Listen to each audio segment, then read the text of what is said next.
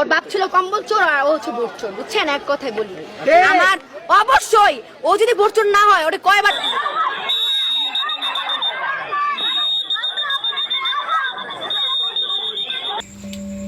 বাপ হলো কম্বল চোর, মেয়ে হলো বোট চোর, চোরে চোরে মিলল মেলা। সেই মেলাতে জীবন দিল বাংলাদেশের শিক্ষার্থীরা। বলছি বাংলাদেশের যে পরিস্থিতির এখন অবস্থা, সেই অবস্থাতে যে মেয়েটা বয়সটা দিল, সেই মেয়েটাকে কি অবস্থাটা করলো বাংলাদেশের পুলিশ বাহিনী। আর পুলিশ বাহিনীর এমন হাল, মনে হয় যে বাংলাদেশ থেকে বাইরের কোনো পাকিস্তানি হায়নাদাররা আমাদের দেশে আসলো, আসাতে তারা তাদের উপরে ঝাঁপিয়ে পড়লো। দেখেন নিরীহ জনগণের উপরে এইরকম অত্যাচার মানুষ ৭১-এর সময়ও দেখে নাই, বা ৫২ আন্দোলন, ভাষা আন্দোলনের মধ্যে দেখে নাই। চলুন নিজের চোখে দেখি।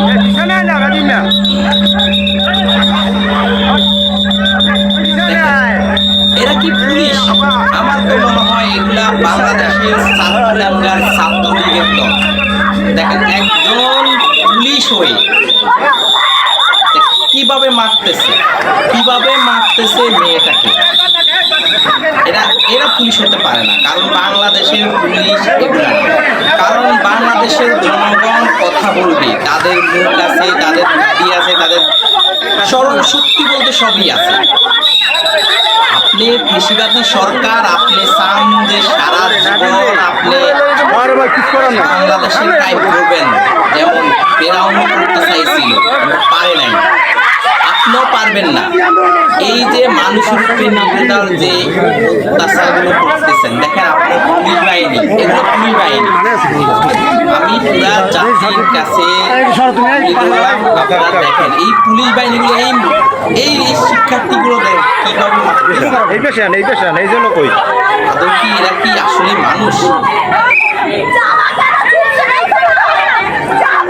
আপনারা যেখান থেকে দেখেন ভিডিওটা দেখেন, একটু দেখেন, এরা পুলিশ হতে পারে না।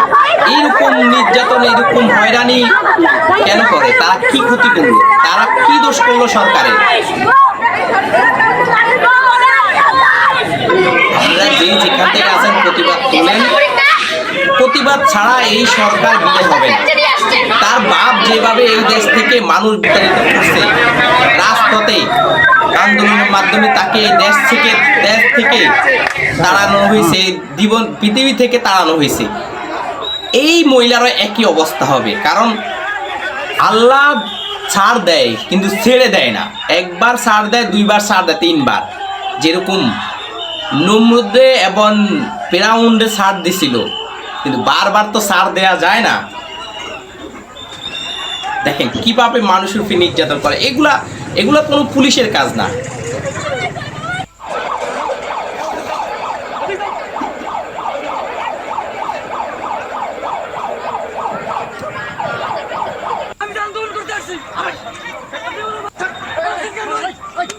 বাংলাদেশের মানুষ আজকে কোথায়? যারা বাংলাদেশের সুশীল নাগরিক, যারা বাংলাদেশের অর্থনীতির অবস্থা বুঝে, বাংলাদেশের সাধারণ মানুষ থেকে যারা রাজনীতিবিদ, তারা আজকে কোথায়?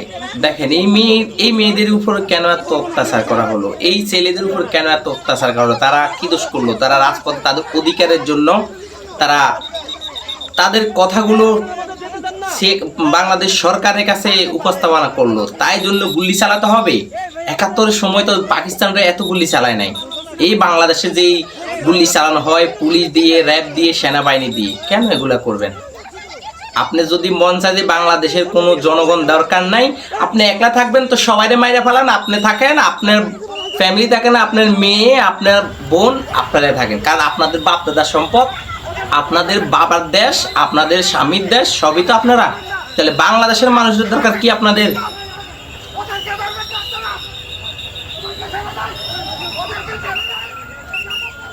হ্যাঁ রে মানুষ দেখেন।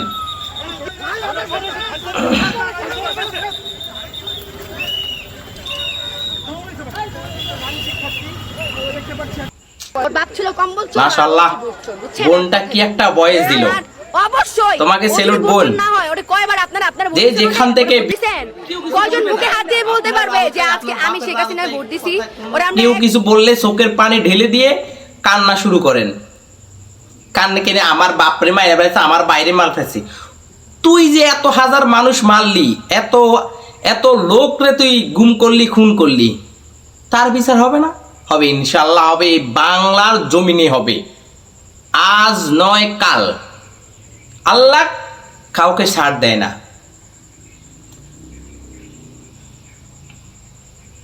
ভিডিওটা দেখছেন, ফেসিবাদী এবং স্বৈরাচারী সরকারের বিরুদ্ধে আন্দোলন গড়ে তুলুন। আর আপনাদের প্রতি একটা অনুরোধ রইল, আপনারা যারাই বাংলাদেশে টাকা পাঠাবেন, আপনারা হুন্ডিতে দেবেন, বিকাশে দিবেন, সীমিত টাকা দিবেন, বেশি দেওয়ার দরকার নেই। কারণ হুন্ডি ব্যবসায়ীরা এখন সরকারের সাথে সমঝোতা কইরা হুন্ডির ব্যবসায়ীরা ব্যাংকের অ্যাকাউন্টে টাকা পাঠায়।